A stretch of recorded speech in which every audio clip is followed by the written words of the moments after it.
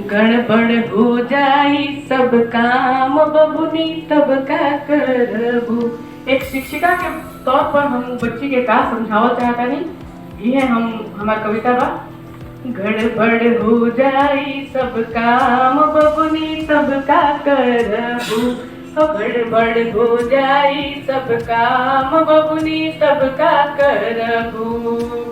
तब का करबू हो बबुनी तब का करबू।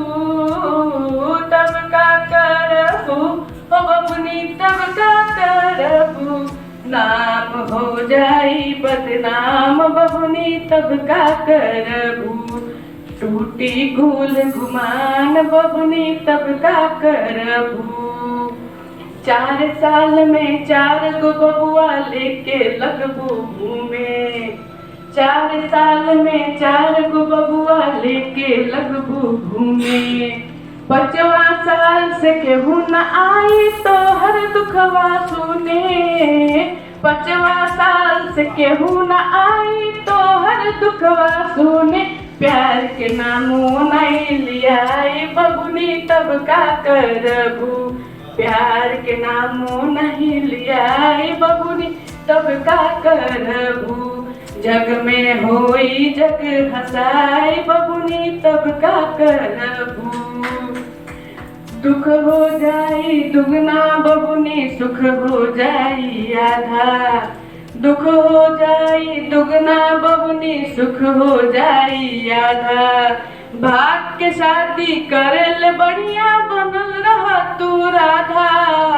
भाग के शादी करेल बढ़िया बनल रह तू राधा। जिंदगी हो जाई तबाह बबुनी तब का करबू। हमारी बाबू जहेल जाए बबुनी तब का करबू। का भविष्य बा ओकरा बाद। पोसत पालत लइकन के तू का देबू फिर सीख। पोसत पालत बच्चन के तू का देबू फिर सीख। कर लेबू त अभी होई फिर ना होई ठीक। कर लेबू त अभी होई फिर ना होई ठीक। लइका तोहर जाई भाग बबुनी तब का करबू। लइका तोहर जाई भाग बबुनी तब का करबू। जहिया फूटी तोहर भाग बबुनी तब का करबू। अंतिम में सुख के दिनवा 4 ए बबुनी दुख के दिनवा 8। सुख के दिनवा 4 ए बबुनी दुख के दिनवा 8। पढ़ाई लिखाई काम आई बांध के रख लगाट। पढ़ाई लिखाई काम आई बांध के रख लगाट। जब काम न के हुआई बबुनी तब का करबू। छूटी कुल कमाई बबुनी तब का करबू।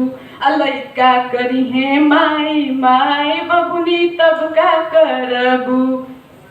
जय।